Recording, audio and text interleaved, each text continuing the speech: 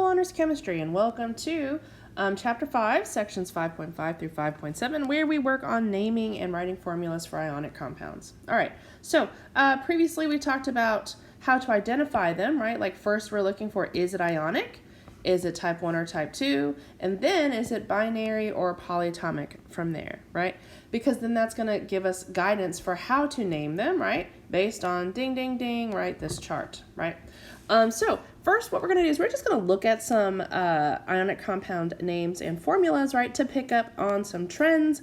And then I think if we just pay attention to the naming system that we see, right? Then I think applying it becomes a little bit easier, right? So if we look here, right? We have 4 different ionic compounds, right? We will note that all of them, right? So all of them are what type? Right, so they're all binary. And then let's narrow them down. How do we know they're ionic, first of all? Right, so we would go look at our periodic table. We would find sodium is a metal, right? Chlorine is a nonmetal, right? We would go find that potassium is a metal, nitrogen is a nonmetal. And so for both of those two, right, we would see that those metals fall into the, right, type 1 category, right? So these would be type 1 binary.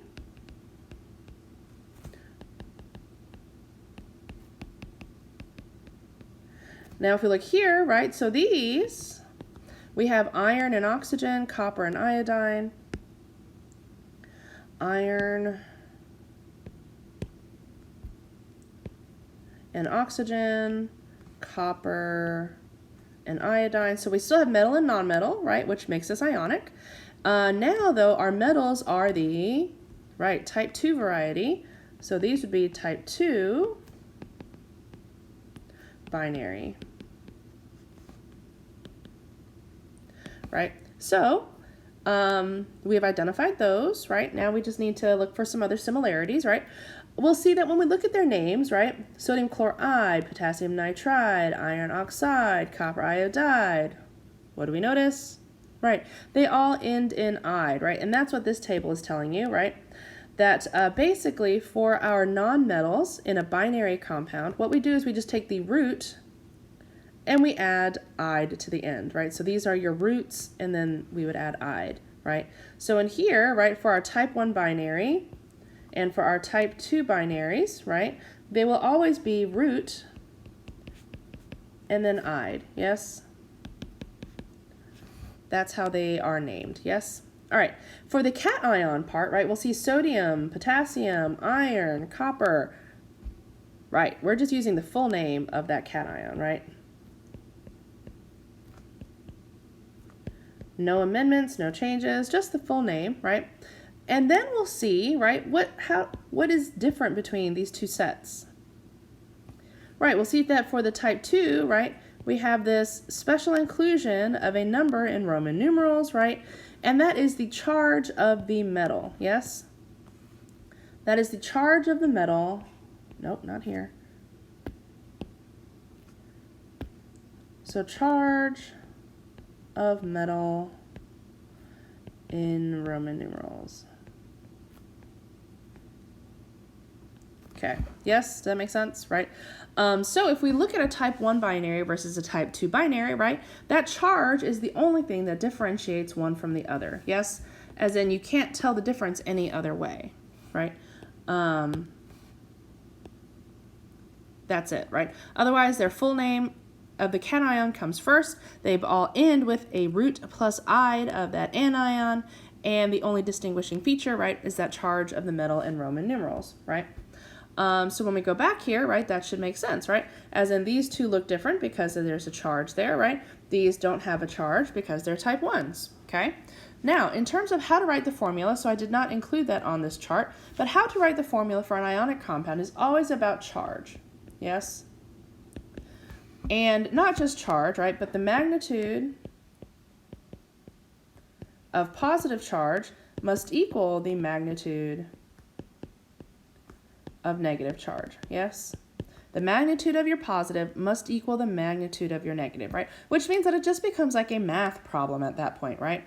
And when we use the word magnitude specifically, all we're doing is we are taking out and doing basically an absolute value of the charge. Yes, does that make sense? As in, it doesn't matter that one says plus and one says minus, right? We just need the magnitudes to be the same, right? And so if we work through a couple of these together just to confirm that indeed the magnitudes are the same, right? First, we need to go figure out their charges, right?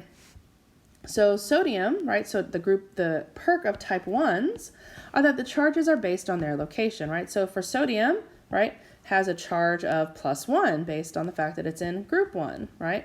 And chlorine has a charge of -1 based on its location, because remember that these are -1, these are -2, right?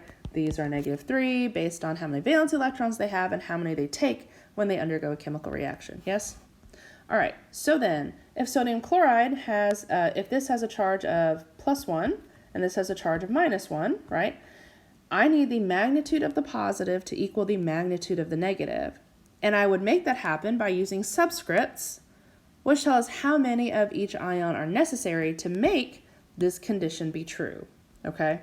So that's like saying 1 times what is equal to 1 times what?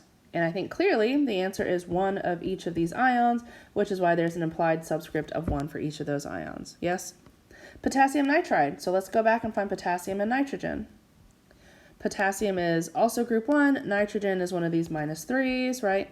So this is +1 -3, right? So that's like saying I have a 1 and I have a 3, and how do I make those magnitudes equal? Right, I'm going to have to put a 3 here and a 1 here. So that means I need 3 potassiums for every 1 nitrogen to make the magnitude of positive equal the magnitude of negative, yes? All right, now let's go ahead and do the iron oxide example, right? So here, right, again, what is this? Right, that's the charge of the iron. So I already know that iron has a charge of +3. Now I have to go find oxide, which means it came from oxygen. So let's go find oxygen. That's one of our -2s. So I have a 3 and I have a 2. And I need to, again, make the magnitude of positive equal the magnitude of negative, right? And so that means if I had 2 of these and 3 of these, so 2 irons and 3 oxygens would give us a magnitude of positive that equals the magnitude of negative, yes? And that's where our 2 and 3 come from. Same thing here, right? Copper iodide, right? Copper has a charge of +2. Iodide comes from iodine. Oops. Which is right here. So that's a -1. So same thing, 2, 1, and then I just need to fill in my subscripts, right? Like that. And so you'll note that I always set mine up the exact same way, right? I always put the charge or the magnitude of the charge in parentheses, right? Then I'll use a line, right, for where I'm going to put the actual subscript relationships. Because if you always set it up the same way, you're more likely to do it correctly, right? Now, another thing to keep in mind is that for some of you guys, right, you might just be able to look at these charges and be like, oh, yeah, all we're doing is finding the lowest common multiple, really. I think that's the right word. Lowest common multiple, and so what subscripts do I need to get there? And if you can do that in your head, perfectly fine. You don't need to write out the math to do it, right? Just that if you aren't one of those people that just sort of sees that relationship in your head, then write it out, right? It takes like 2 seconds, and it'll get you the right answer. Yes? Does that make sense? All right. Thank you for listening. Be good. I will see you soon, and stay tuned in the next video where we talk about ionics, specifically polyatomic ions. All right. Thanks for listening. Be good, and I'll see you soon. Bye.